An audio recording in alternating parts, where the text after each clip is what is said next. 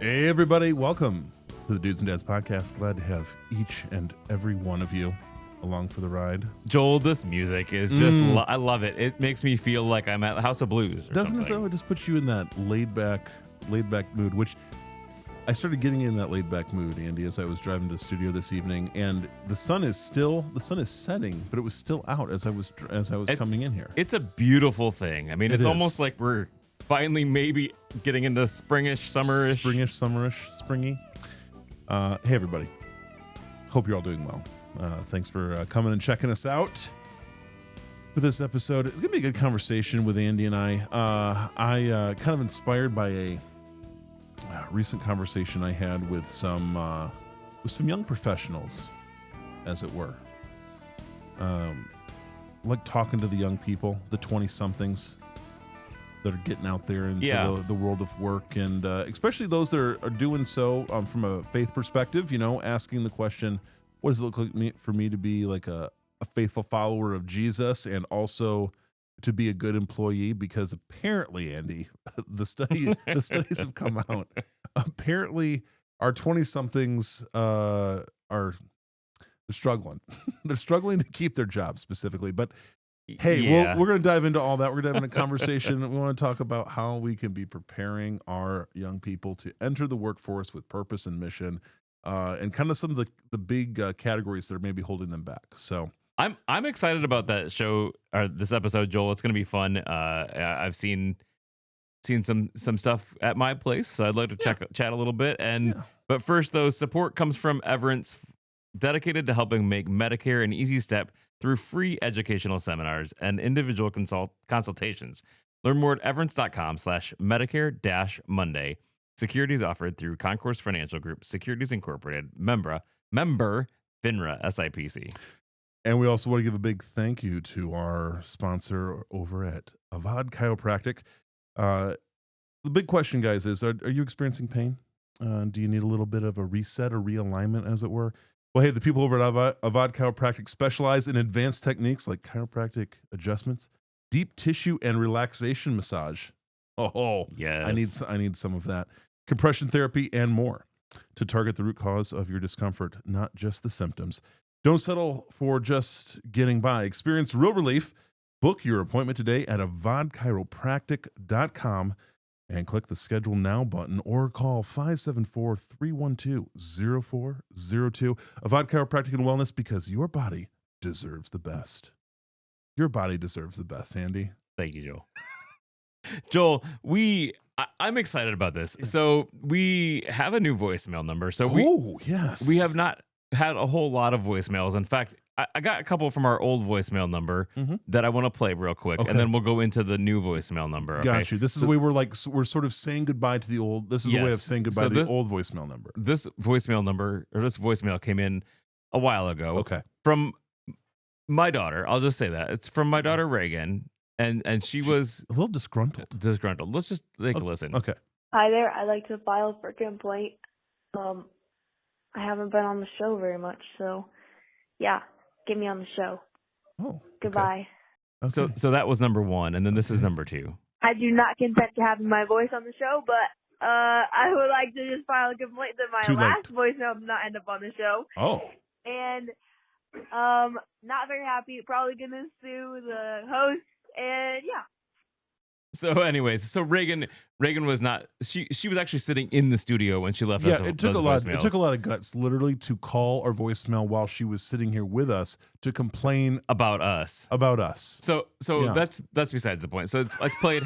Happy Reagan, we made you on the show. Yeah. Secondly, though, the new voicemail number for one is 574-501. No, sorry. Yes, I'm getting too many numbers here. We'll get this eventually. 574-501-4467. So again, that's 574-501-4467. And I like it because it's not only a voicemail number. Again, it's the same voicemail that you can call and leave us a voicemail during the week. Yes. Won't wake us up, won't do anything like that. Yeah. But the nice thing about it is during our shows, you can actually call in. So if anyone wants to call in, again, that number is 574-501-4467. and you can call in and talk to us while we're on the show live. Yeah, and I told Indy, just as long as we don't get any weirdos calling in, we don't have to screen. We're gonna need a screener. Screen you people. But all right, so that's our new voicemail number. Feel free to call us if you want during the show. We would love to talk to you about this or anything else. You can also join our Zoom backstage at dudesanddads.com/backstage. Mm-hmm. So there you go. The backstage. Thanks so much, Andy, for that. We love the voicemails. We keep on asking, and we feel like we're going to turn the corner eventually. The voicemail thing, the call in thing is going to hit eventually. We just know that we're going to get it in front of the right person. Someone's be like, yes, I will call in. I will leave a message. I'll leave that feedback. Somebody that's not disgruntled like Reagan. Yeah. Someone who's not a teenage disgruntled teenage girl.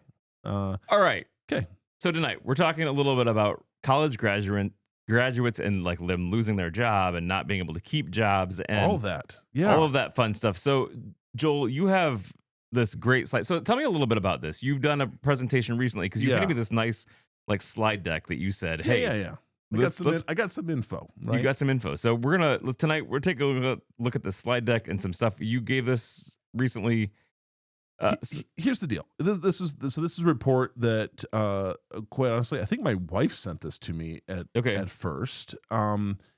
Was on the news, was on a program, I think a radio podcast program, and was talking about a study that had just recently been released on how Gen Zers were just like losing their jobs at pretty record rates due to being let go, like intentionally let go or fired. Like they didn't just leave. Yeah. I gotcha. Yeah. Okay. This was like there were concerns about their job performance to an extensive level, and their bosses were saying, we just don't think. Their bosses were saying it's not us, it's you. See ya. and we just think that this is not a good fit for you, and so. Then they released, and then they surveyed all of these company leaders, the HR people, all of that, and really tried to get to the bottom of this is off of intelligent.com. We'll in the show notes, I'll give you the reference for the shows and like where the study this actually came from. This was released at the beginning of 2025, done off of some things that were also collected this past fall. So pretty recent. The thing that really kind of I think troubled me and kind of broke my heart a little bit, Andy, is people who will soon have, before we know it. Now we're talking about kids going to college soon, but then shortly after the college experience, they enter the workforce. So we hope. Right. That's on our radar, and I'm sure plenty of our listeners have young people that are right in that season as well. And it's like, man, we want to prepare our kids to be like great employees, and ideally to keep jobs. Right. You know. So I mean, this is an interesting phenomenon because this is not something that's necessarily happened in the past. So let's talk a little bit about recent reasons that college graduate hires have not been successful. Yeah. Because the CEOs, the owners of these companies that were letting these people go, the bigger what kind of troubled me was the statement was being made. I am just not going to hire 20-somethings anymore. Like they're kind of just like a whole generational blackball kind of thing. And how do you get that expertise? Because a lot of times people are looking to hire people who are already, already have some experience. But how do you get that experience? Right, because now they're saying they're becoming less and less likely to give young people a chance in the job market. Because of these, so these are the categories. These are the main. I think we've got this up. So for those of you listening, listed 10 of the top 10 categories why these recent college grad hires were not successful. So we're talking roughly someone in there about 22, 23 years of age. Right, and the top one, the one that is gaining me at 50% of these reasons, is lack of motivation or initiative. Yeah. Wow. Right. And this made me think, Andy, like I was just like, okay, I know that sometimes older people see younger people. I'll just talk about my kids specifically. I as a parent, I sometimes go, man, I just wish they would show more initiative toward things, right? Like anything from mowing the lawn. That's probably a bad example because I've got two kids right now that actually are like they argue over who gets to mow the lawn. But those sort of things, right? Things around the house, doing that sort of stuff of seeing a thing that needs to be done and doing it, right? Like we have this sense of like, okay, that's a necessary skill. But then I think it's easy for us to assume like, oh, they'll kind of pick it up, right? They'll eventually get the idea that they need to sort of step up and take a step forward and do things on their own and not have to be told what to do all the time. Not this, you need to do this, you need to do this, you need to do this. And then my concern is when I saw this study, Andy, I was like, apparently 50% in this study, 50%, half of the people that were losing their jobs right out of college, they were losing it because they were not able to show a sense of motivation or initiative in their work. So we actually have a comment here. Roy is saying, I teach college classes part-time, and I'm so disappointed to see the students take courses in a degree that it's clear that they have no interest in. Interesting. Yeah, that's a whole thing of itself too. Because if you have no interest in what you're taking courses in, then why are you even taking those courses? Yeah, man, especially the way it's expensive as college is. It's like, boy, you better really like. We're all going to take classes that we're. I specifically remember this, guys. Andy obviously went to college a little bit later in life, but I would say was an excellent. Were you a 4.0 student? Close. The only reason I wasn't is because grades I brought it back in from the previous college. Yeah, I got scammed out of that. I remember that. But anyway, no offense, Indiana Wesleyan University. No, Indiana was my one. It wasn't Indiana Wesleyan. It was my other one. I'm kidding. Oh yeah, your previous yes, your previous place of education. Anyway, but like, where was I going with this before I made a joke about your grades? The whole idea here is that we all have, like, in the college setting, we all have some classes, right, that we're not thrilled with. I specifically remember because it's been more recent, like every once in a while you'd have a course where you're like, oh my gosh, because you were in the profession, you were in your field for quite a while as a professional, and like you're taking classes, you're taking classes about things that you were already pretty well versed in. So it's like that's a struggle. But in general, yeah, it's like, why to sort of be motivated toward these things? If it's like why? I don't know. It's a good question. Unless you're getting pressured to be in a particular degree program or going to college for reasons that you shouldn't be. But So lack of motivation or initiative, and I think it's just something to think about. I don't know if I have like great one size fits all solution for like how to instill those things in young people. Other than, if you're a parent right now, just know that the job market, employers are looking for, and this is not new, but I think particularly now, they're looking for motivated young people. They're looking for people who will take initiative, that will look around and say, hey, where is there a problem and how can I solve it? And I want to be that person. I want to step forward and take that leap. And even, even from a standpoint of young leadership, like, hey, there's a need here and I'm going to move forward. I'm going to take a step intentionally. So, it's something to consider. Just to be aware of. Number 2. Wait, hold on. So Roy wrote back. Oh, Roy. I like this, Roy. Yes, good interaction. So many cybersecurity students who don't go off and try to research things on their own. No passion for the topic. So many students take computers because it's cool, or the job folks can make money in. This leads to the lack of motivation. Gotcha. Or it's because of a lack of motivation. Yeah. So that's an interesting perspective, in that the lack of motivation is coming from just them not being aligned with what their actual passion is. That they're pursuing an area of, and then obviously that would be even worse if they're entering the job market in an industry that they're actually not qualified. Or interested in. Right. Yeah. Interesting. Number 2. Lack of professionalism. Now, here's one. I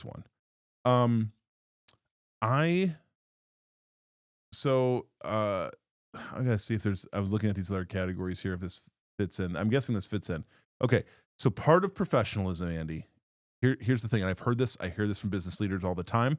I also hear this from, had a really great opportunity actually to talk with, a group of young folks who they're out of high school and they're doing a gap year apprenticeship program. Oh, sure. Yeah. Over the course of a year. Yeah, it makes sense. And I got to meet with them. And actually, this is where I first like presented some of this information to them, because I just wanted to give them a context of like, this is what your generation is up against right now and how you have an opportunity to sort of stand out in a job market where people are, quite honestly, it seems like people are expecting you sort of to fail. Like people are expecting you, because they're seeing this enough where it's like, every 22-year-old that walks in here is not a great employee. And so that's kind of becoming the norm. Under the kind of banner of lack of professionalism is being on time, like being on time for things. I'll tell you what will get you on time for things. So if you ever work in the production like RV market, like you have to be clocked in and ready to go at the 6 o'clock or whatever time you start at, and you get like, I think literally like 3 chances. And if you're late at all, then you're gone. It's not even a like, I'm sorry that your tire blew on the way over, or you got stopped by a train, which happens a lot in Goshen. It does. You lose your job. And so that'll get you on time pretty quickly. So and I think I think most places are becoming more and more rigid about that, because there just seems to be kind of this, kind of laissez-faire approach to it. But the lack of professionalism. So there's the timeliness, being punctual. I was talking with one when I was doing this presentation. I was talking with one young adult. I think he was in his mid-20s, 25, 24, 25. And he said he was talking about a job that he had last summer, where he apparently he's like, my boss, I had a great relationship with my boss. My boss took me aside and was just like, man, you're killing it. You're just doing such a fantastic job. And he goes, and I had this moment where I was like, dude, all I do is just show up on time. All I do is show up on time and just do my job. He goes, I wasn't considering myself to be any like above and beyond sort of employee. Sure. Right? I did what was asked of me. I was there on time. I clocked in, I clocked out, because it was a summer job that he was doing, right? And even that, just that approach alone of being there on time, doing exactly what I was asked, and just not being a problem that way, his boss saw that as like something stellar, just extraordinary, absolutely stellar. And so I just think, I said to them, I said, guys, the bar is not set very high right now. So if you just have a commitment of doing the thing that you're asked to the fullness of your ability, that right now will be viewed as like almost above and beyond now, right? And kind of to look at it that way. Also, just when we go ahead. I was just gonna say, and Roy has mentioned again, but business leaders partnering with colleges would be great to kind of teach some of these basic skills, because they're just not like these basic things that you need to show up for business aren't showing in college. They're not being taught. I noticed the other day I had a young person introduce themselves to me, and when I say young person, they're maybe 20 years old. Looked me in the eye and shook my hand and introduced themselves. And I think you and I would say that'd be a standard business interaction practice for us. But when they did it, it really stood out to me. And I was like, huh, wow. So like some of those basic professional etiquette sort of things, showing up on time. The one I had just had a meeting. I won't let the cat out of the bag. We had a meeting with a future show that we're going to do. So I was talking to somebody who is in an academic setting, and they were talking about in our virtual realities now, like even like Zoom meeting etiquette, because a lot of places are doing that, especially hybrid employees or whatever. Like, where people are just like are lacking a certain decorum, certain practices in Zoom meetings, like they're turning their camera off for extended periods of time, and then when called upon, it's clear that they are like not there, or they are doing something else, or kind of tuned out that sort of way. So I mean that kind of goes on to the next couple down. I mean, there's poor organizational skills and poor communication skills. And that comes in like almost 40%. It looks like 37% or so. Like is poor communication skills, and I've seen that too. And to go to but what's weird about you're having the Zoom camera off. Yeah. I've seen that before, and it's not even just a younger person. It was an older Sure. person. So Sure. I don't know if that, like, to me, if I'm on now again, this is if I'm in a setting where I join the meeting, Mhm. usually I'll have my camera off. But if there are others that have it on, I'll turn it on. Yeah. Like, if, especially in a business setting. And now a lot of times when we're going business to business, so like if I'm working with another business company, Sure. I'm not gonna necessarily. Most of the time, they don't have their cameras on. Yeah. But if I come into the meeting, Yep. and they have them on, I'm gonna turn it on. Yeah. What do you think? Yeah, maybe that's I'm always curious. I do a fair amount. I do a fair amount of those meetings, both with so as I lead a non-for-profit, my board of directors, Mhm. for instance, they're spread out over a decent Mhm. geographic area, so we do our monthly meetings that way. Um, and I but I just, for me, it's like, man, it's a relational connectivity opportunity, Mhm. right? And I just don't know if maybe that's just not seen that same way by a younger generation, or if they're just like, I didn't want to comb my hair this morning, so I'm not, and I don't know the full implications. But again, some of those things, yeah, like you said, communication skills, organizational skills, kind of some of those core things. And Andy, I just think about it like, where did you and I learn? And I wouldn't say like I'm not like a well-oiled machine when it comes to organization or whatever, but like, where did you and I learn our Hmm. organizational skill? I was just thinking about this, like, because I didn't have an organizational skills class that I ever took. Okay. We like, how did we do that? Like, where did we learn how to? That's a good. It's a good question. I'm not really sure. Because I just like I, sort of like just one day I was like, okay, this is how I'm organizing things. well, I think part of it comes down to we see it like by example. Hmm. So we grew up in homes that were pretty Yeah. organized, Yep. and then I had a job when I was 16, Yep. 17, and I think some of these kids today don't necessarily have those Yeah. skills, and so they're going to college right offhand. Or like I think a lot of it is just the changing of the culture too, Mhm.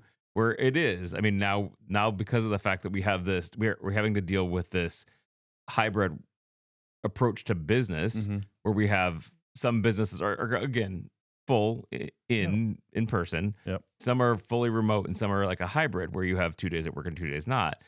And that was easy for me to transition into. Yeah. I'm working hybrid most days or 2 days out of the week.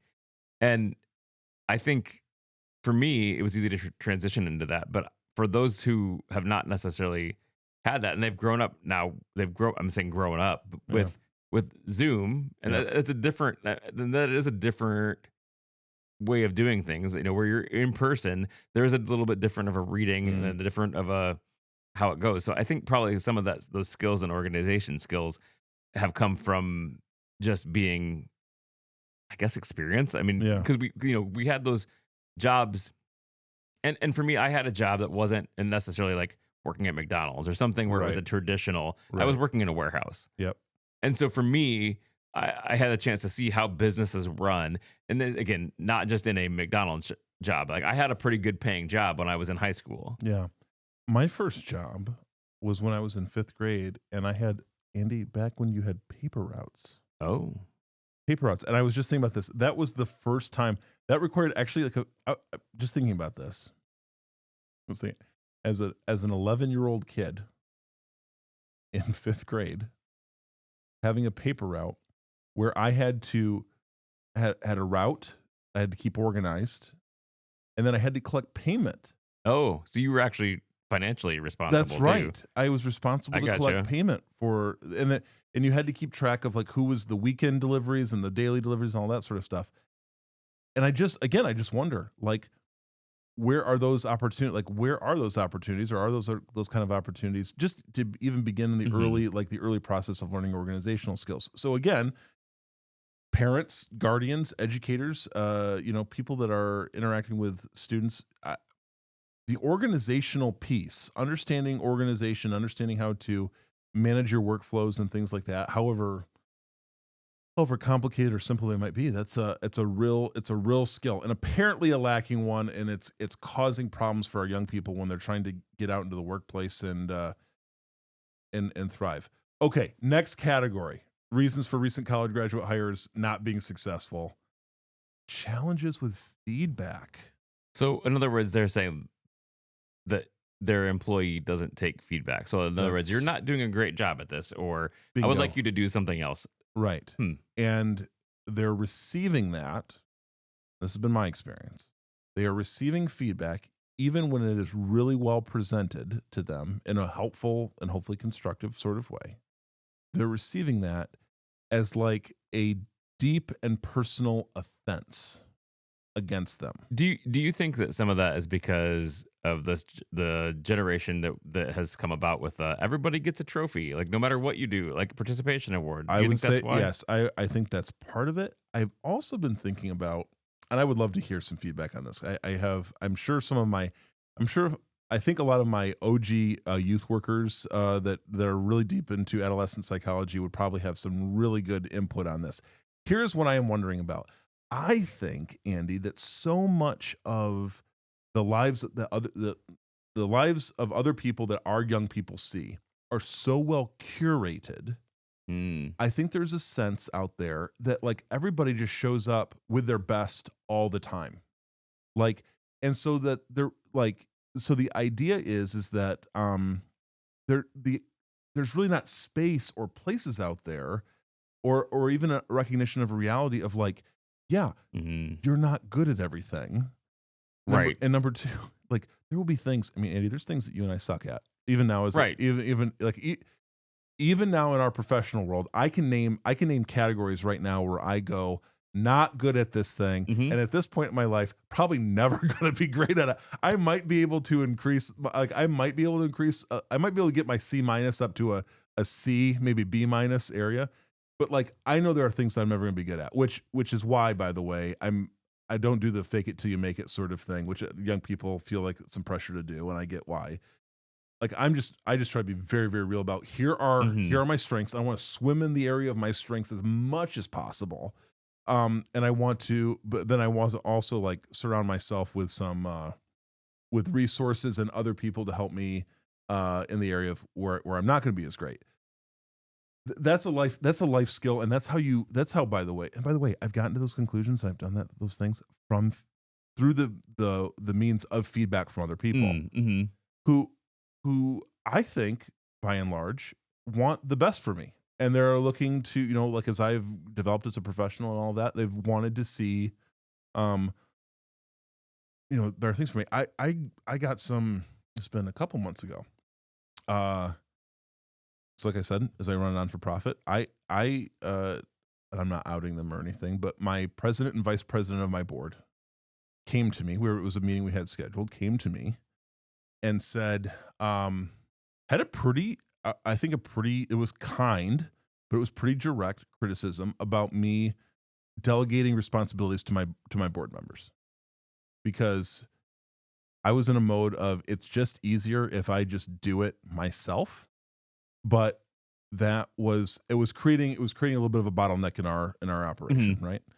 And so they came to me with that, and I will say I have a much greater awareness now, and I'm asking better questions. I received that, and so when they came to me and said, "Hey, Joel, we see this happening," I had really two options: either to crumble like a wet paper sack and say, oh gosh, I can't work here anymore.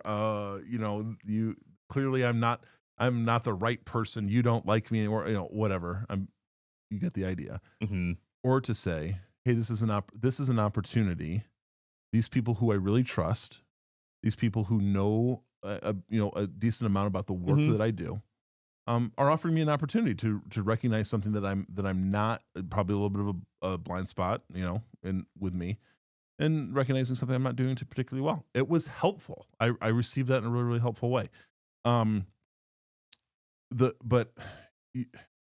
receiving criticism and handling it well and making good things out of it is a key to success. Yeah. So we also have some comments on your Facebook page too. I was able to pull them in. Gotcha. So I didn't get all of them, but Jillian said, working with a couple of girls in their young 20s and having a daughter in her young 20s, I can verify that without a doubt, they have no clue how to be professional, have no clue what it means to be an adult, and have an attitude with anyone who questions them on anything. It's awful. Interesting. Jill, we got to talk more about this. Jill also sounds like maybe she had a recent run-in with this. It sounds fresh. It sounds fresh. There is definitely some capital letters in there. Yeah. She was without a doubt in anyone. So. All capsing. We knew it was serious business. Yeah. That's it. That's interesting. So going back to like Andy, if you're thinking right now, Michael, we're going to use you as an example because you're about ready to head off into this next chapter of life. If you were to have a conversation with Micah right now about hey, you're even in college, hey, you're going to do some work projects, you're going to be whatever, and you're going inevitably, because it's literally part of the learning process, you're going to get feedback on stuff. And not all of that feedback is going to be, way to go, Micah, nice job, you nailed it 100%. What conversations would you want to have with him right now to like prepare him for that? Because this is I gotta be honest with you. I'm thinking with my eldest son, freshman in high school.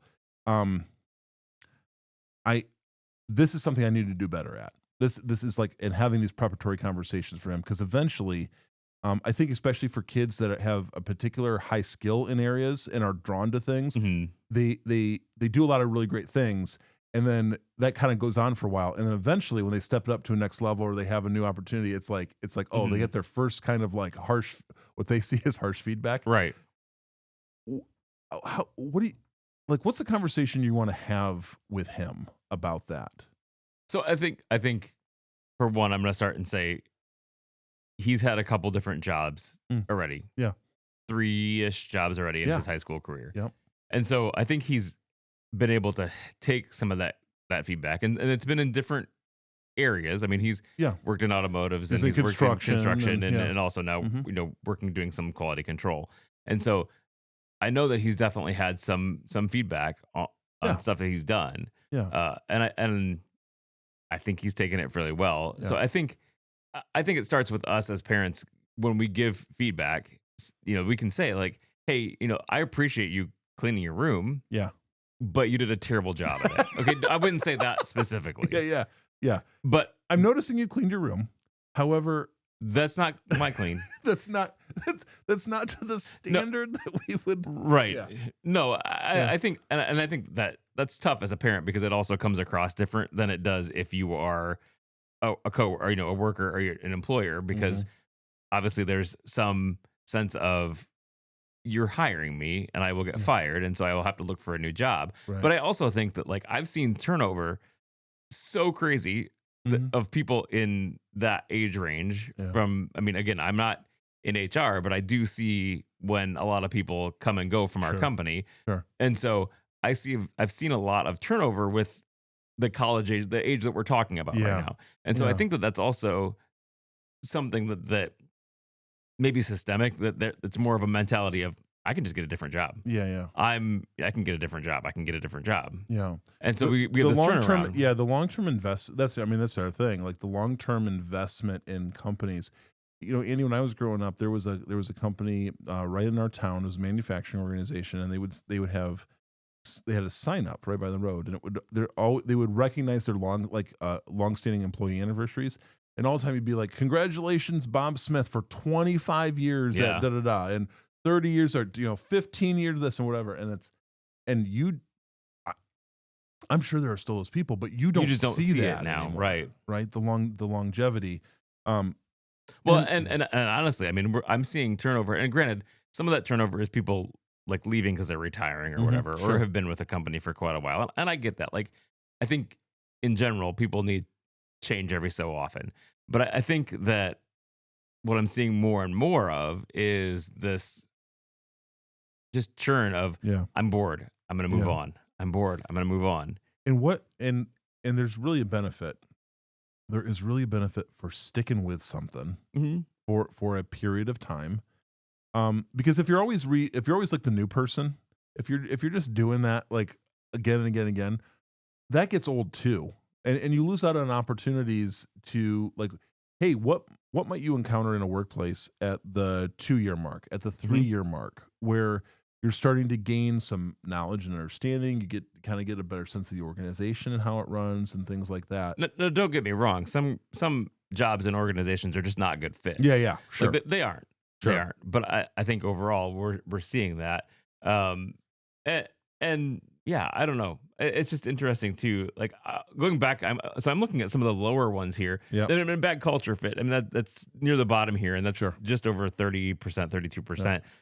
And I'm seeing like bad culture fit, and I get that. Like I think that happens no matter what. I mean, Sure. I don't want to. I'm not calling dirty. I'm not on the Well, kids and under it's this more, age. and the culture fit thing feels like to me that's a heavy one. There's a responsibility for the employer there in a big way, right? Right. You shouldn't be hiring people if I mean you should It do a shouldn't better be a job. surprise. It should not be a surprise. There should be mechanisms in place Right. that are communicating culture and things like that up front as best you can. Right. But I'm also seeing like difficulty working on a team, and I think that that's true because I think part of this is we just are so individual these days, Yeah, and yeah, and again, not just the college age kids. yeah, I'm saying everybody. yeah, We're such an individual where I can do.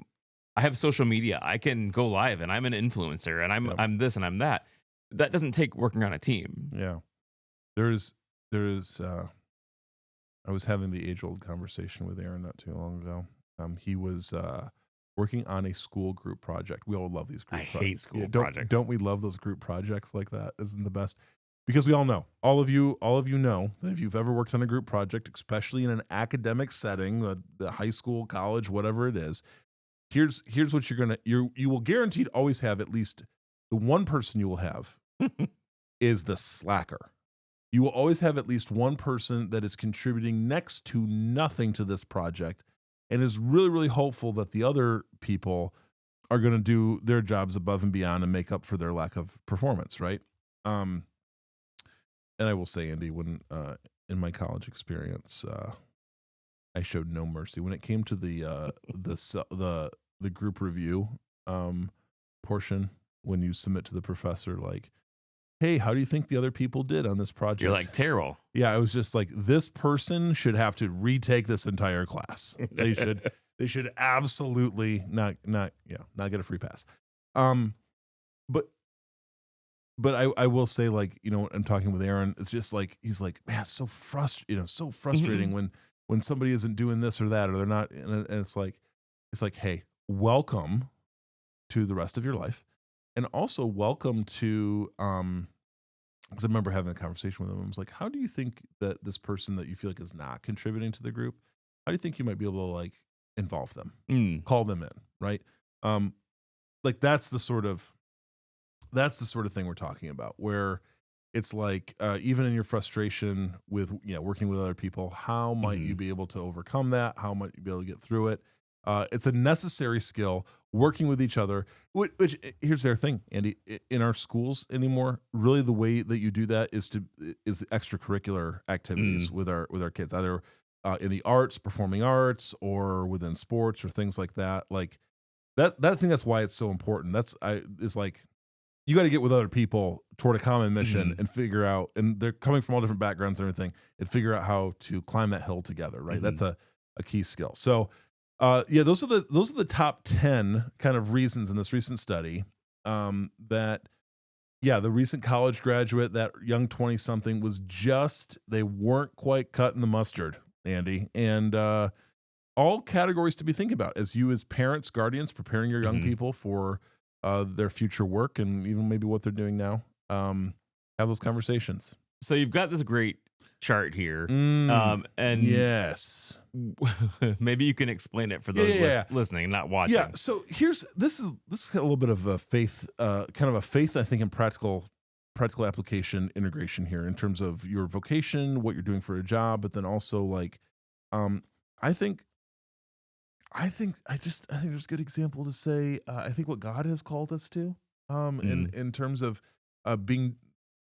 This is where I would say, where Christian discipleship informs, as it should, our how we conduct ourselves in our work and our professionalism in the world. So this is how these two things overlap. So this right here is it's a 4-quadrant. I use this in my coaching. I've used this I did the seminar with these recent high school graduates, people that are kind of taking a gap year a fellowship program. I talked about there's sort of this quadrant of people. So there's two key categories that we want to be talking about: character and competency.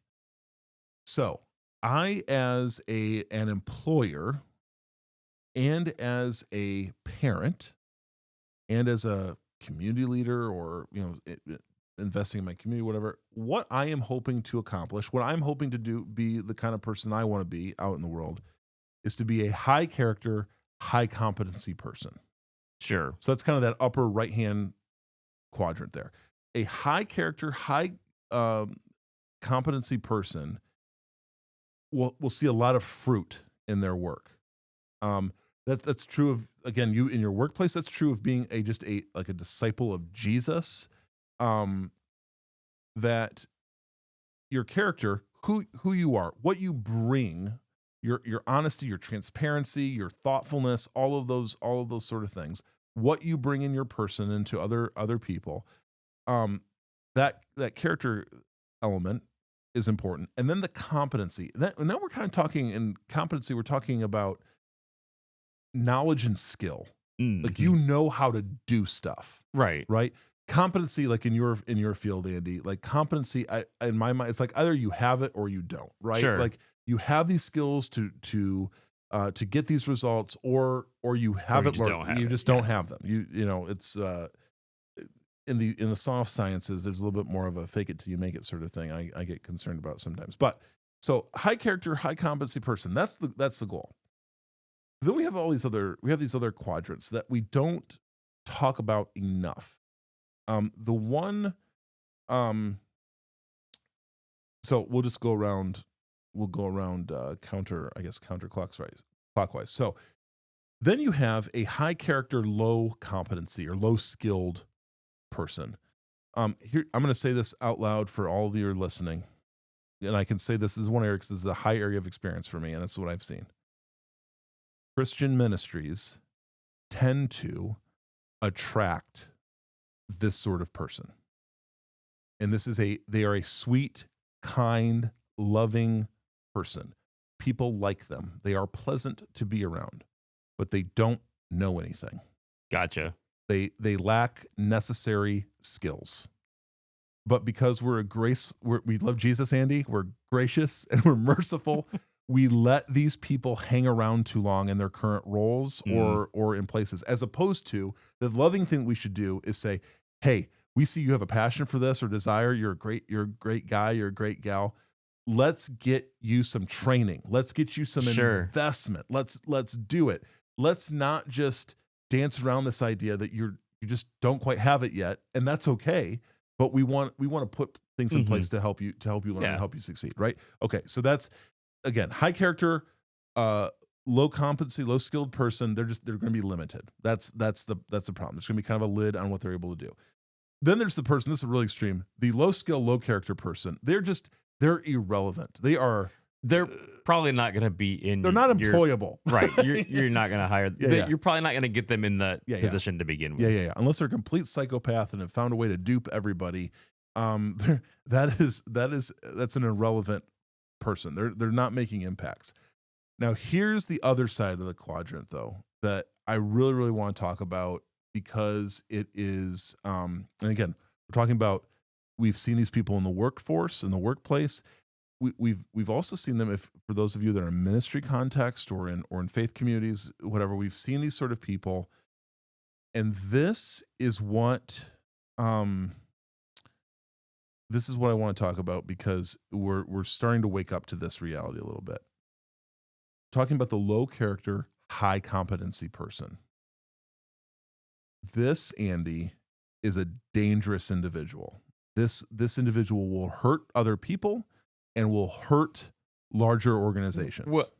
And to be honest, I mean, you're gonna get them in the position because you're saying they're high skilled. Yeah. So they're skilled. They're skilled for the job. 100% skilled, but they will use their skills to get ahead at any cost, right? Because there's no character there, Sure. right? There's no character there. So they're not thinking about how they're affecting other people necessarily. They will do what is necessary to get ahead, to be perceived in a certain light, to, you know, all of that sort of thing.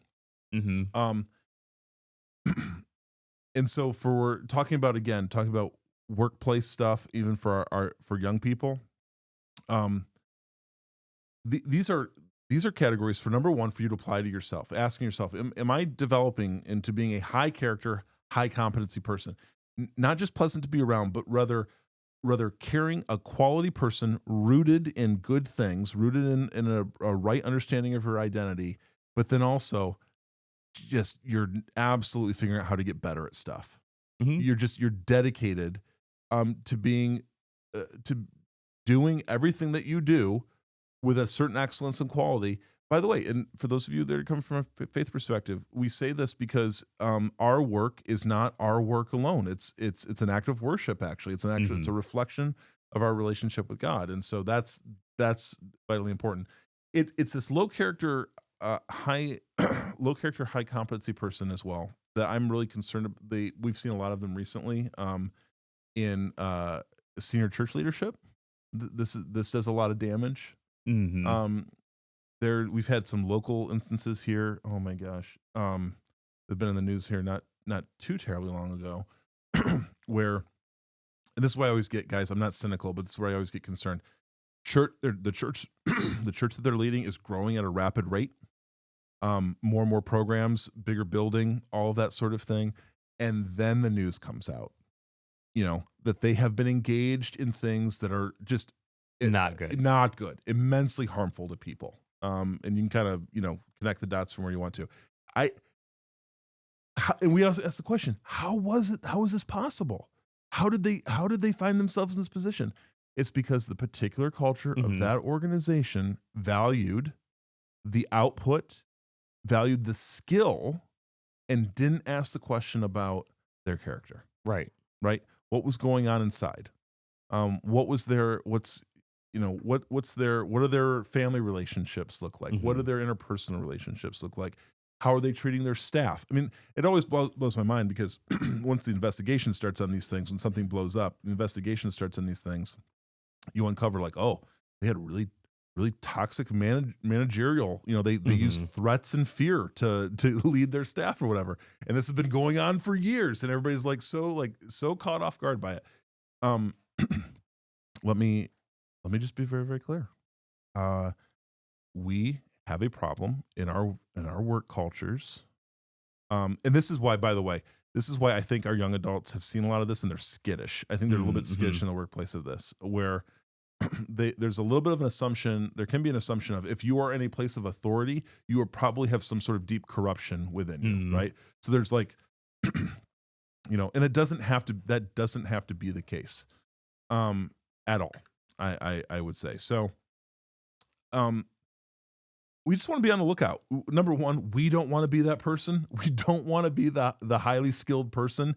And we go, hey, I've got all the skills, and we just check our character development, check our you know, those things that actually matter at the door, and say, you know, if I just keep on this course, I'll make all the paychecks that I need to make, and we'll move forward, right? And it's no good. What we want to be is a high character, high competency person, and that's a really up in the upper right hand corner. Yeah. And I'll say this, Andy, I will hire a higher character, lower competency person than vice versa. Why? Because I can't teach character, but we can teach skills. We can teach skills, right? So for me, it's like I tell my staff all the time, we hire for the vibe. And what that is if I have a sense of like, you're a genuinely, you're a curious person, I can see that you want to learn. I can see that you've got, you know, whatever. And that you're ready to enter into a skill development sort of mindset. You have a growth mindset. You're going to go. Great. Yep. We're great.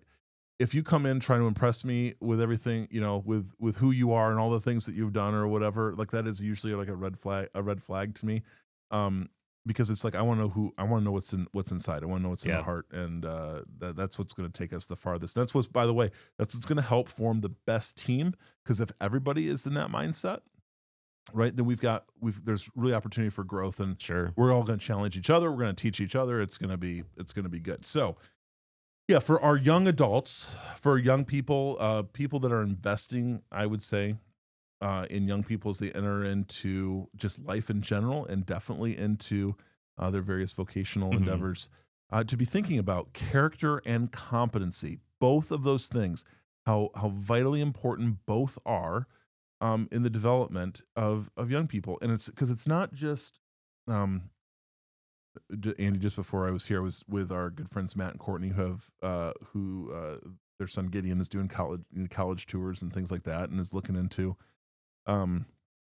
possible, what he wants to do in the future. And I just love the conversation we're having with them, talking about, like, when they're doing their college visits, about, hey, what's going to form our kid? Because he wants to go in and be an engineer. He's really interested in engineering.